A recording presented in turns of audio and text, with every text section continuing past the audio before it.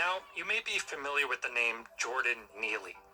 Protesters in New York City have been chanting his name ever since the young black man was put in a chokehold and died on a subway train earlier this month.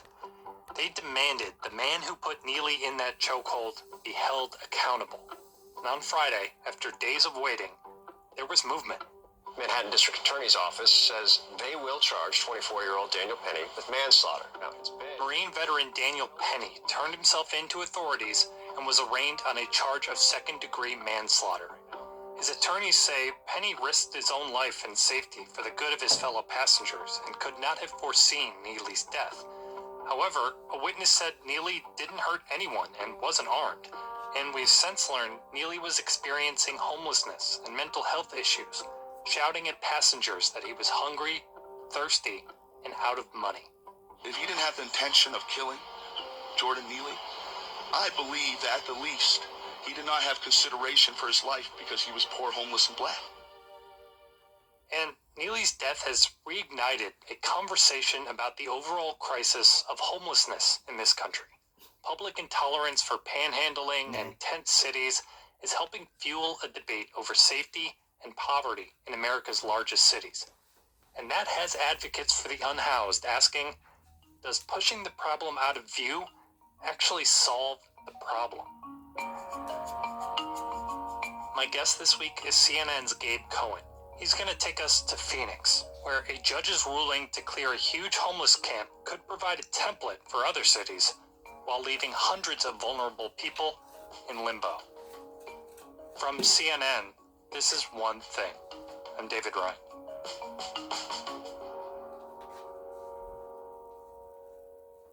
Gabe, you've been reporting on the homelessness crisis in America, and I know we hear about it a lot, but can you just put it into perspective? How big of a problem is this? So, David, it varies city to city, but there's no doubt that homelessness, the crisis in this country, has really exploded in recent years, especially coming out of the pandemic.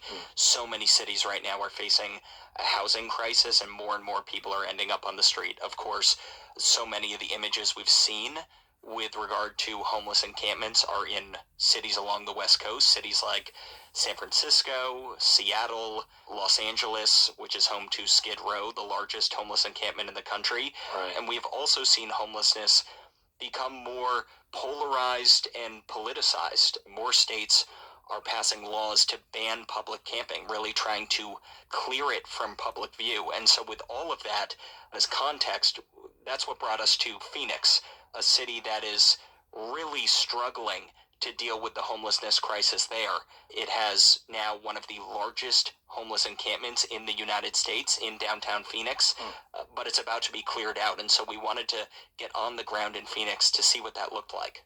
And so what'd you find? Good morning, how you doing? So what we found is a massive, sprawling encampment, about a mile long. Tents on just about every inch of sidewalk. Nearly 1,000 people, right around 900, live in this encampment, which has been called the Zone by locals. Why do you think most people end up here? It's different challenges, honestly. You'll get so many different stories. Nobody's story is the same. And it popped up several years ago, but it has grown rapidly in recent years, along with the homeless population in the Phoenix area. Maricopa County, homelessness there has grown 46% since 2019, as they are struggling to create enough affordable housing for everyone, and housing prices have just skyrocketed across the Phoenix area, really across Arizona. And so we met so many people on the street, and it gave us a much better sense of just how nuanced this issue is. How long have you been here in the Zone? For about a year. And Just about a year. And what happened? How'd you end up here? I lost my husband. My husband passed away, so he was the head of household. One of them was a woman named Rayanne Denny, a 37-year-old widow. She lost her husband last year. She said she ended up on the street in a tent because she couldn't pay the bills by herself. Now she is dealing with addiction. What would it take to get you out of this place? What do you need? Really just a stable, I wouldn't mind, getting a job. But there's very little, resources to help me. You need housing. Yeah. She does not want to be in a shelter, but she does want housing. She wants somewhere safe to be. And she acknowledged just how unsafe she feels inside this sprawling encampment. How are you feeling down here? I don't want to be here. I came down here to get me a party. We also met a 73-year-old woman named Beatrice. She said her kids left her at the zone, unable to afford to take care of her, and she is now in a shelter bed right next to this encampment, right inside the Human Services campus that's right next door. You have Social Security? That's all I got. I only get $800 a month. You can't live off of that. What can you do with $800 a month? Some people live off $800 a week. I'm trying to go back to school to get my GED. So I can get a job and get myself in. And she told me that she gets about $800 every month in Social Security, and yet it is not enough to afford rent, and so she feels like her safest option is a shelter bed. What you won't hear from a lot of people there is a feeling that this is a safe space. People acknowledge that there is human waste all over the ground. There is garbage everywhere. There are a lot of police calls to this area. There are fires frequently in this encampment. We watched a tent go up in flames while we were there on the ground. And so there is a lot of concern about safety in this area, and that gets to how local businesses and residents are feeling about this. Right, what do residents say it's been like living next to this encampment? They're struggling with it, and what we have seen is a massive pushback from business owners and residents who feel like this is a public nuisance and the city is not doing enough to deal with it. And so what we saw in Phoenix is a lawsuit filed by these neighbors of the camp that said that the city has not done enough, has not done its duty to abate the nuisance that is the zone. No one can help us. So what are you experiencing day to day? Talk me through. Oh, gosh. What's happening here? Sure. And you never know what you're going to experience. We start on a Monday morning with a knot in our stomach because we don't know what we're going to come up to at our business. So two of the plaintiffs in this lawsuit against the city of Phoenix were Debbie and Joe Falaci. So it's disgusting. That's pretty much it. And it's never ending. They run a sandwich shop right near the zone. They have tents right outside their property. They say they have been dealing with property damage, human waste on their property, people in crisis, scaring their customers and their employees now for years. The way they described it was a sense of lawlessness in this area. And they said they filed this lawsuit because they want to get their neighborhood back. But then what's the goal? You want it swept? You want it cleared? Like, what's the... Personally, we I want want it out of here. We want our neighborhood back. We want to feel safe when we come to work. We want our employees to feel safe when they come to work. We want our customers to feel safe when they come into our business. And they won. The judge sided with them in this lawsuit and ordered the city of Phoenix to clear this camp in the next couple months. It is a very unique situation. As I mentioned, we've talked about states that are passing laws to clear encampments. This was different. This was a lawsuit brought by residents and business owners who said enough is enough. Oh, so people just not even waiting for laws. They're saying, this is a nuisance. I feel unsafe. My business is being harmed. So get this out of here, basically. Exactly. And so the question is, will more people in other cities say, let me file a very similar lawsuit and see if I can get a judge here to agree and force the city to clear the camp?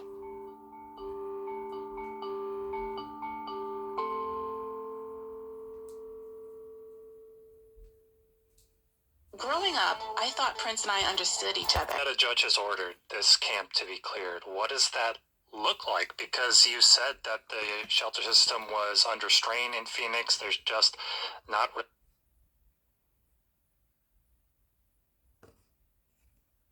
So now that a judge has ordered this camp to be cleared, what does that look like? Because you said that the shelter system was under strain in Phoenix. There's just not really enough beds for these people. So where are these people supposed to go?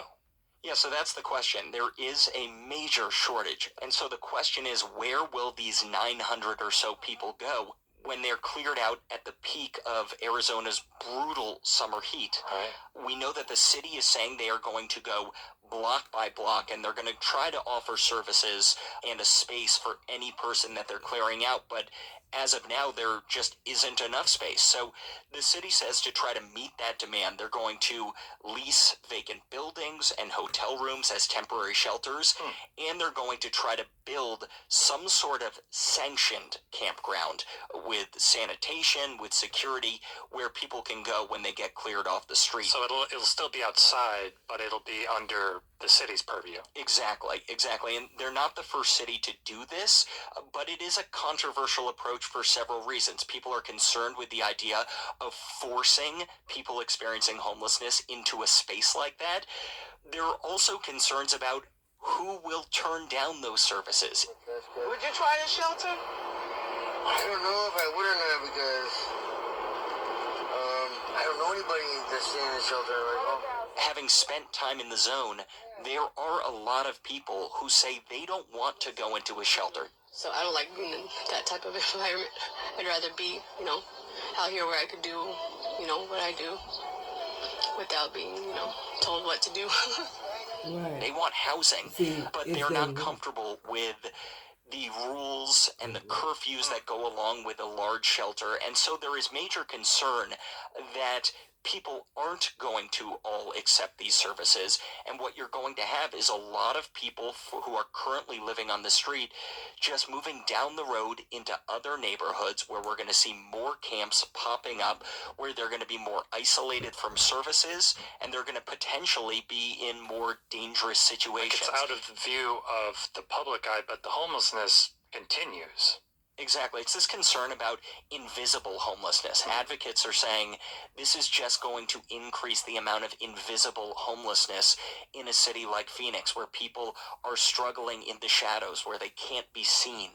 And what that could mean is more people get sick and end up in the emergency room, or perhaps more people even die. More than 700 people experiencing homelessness died in Maricopa County last year.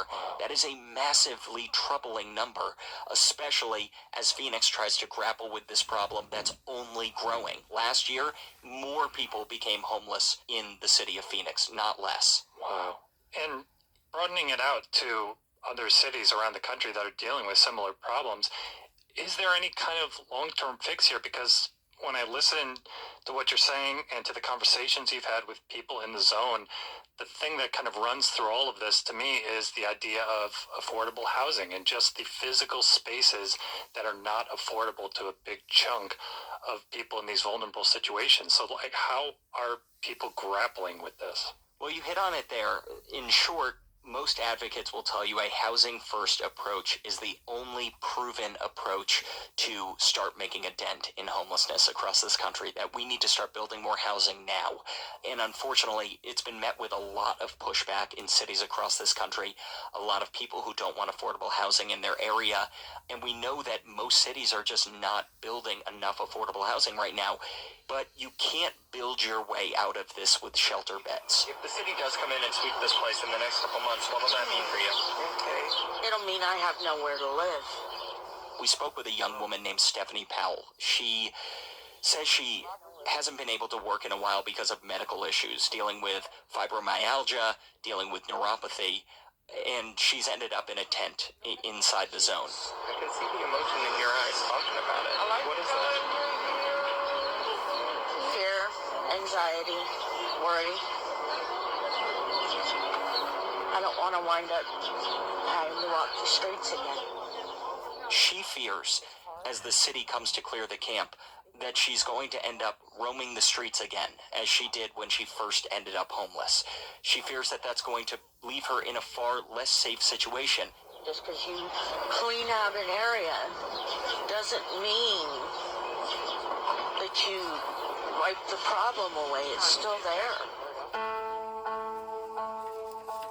She feels that this initiative to clear away the camp is not to fix homelessness, not to help people like her, but simply to make them less visible, simply to push them to areas where the problem won't be seen.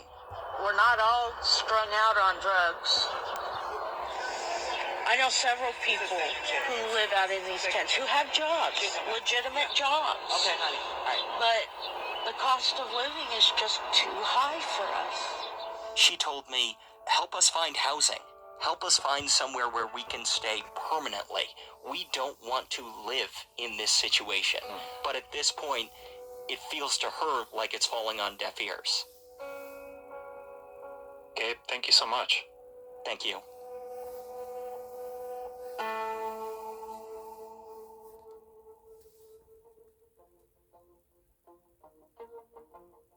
One Thing is a production of CNN Audio.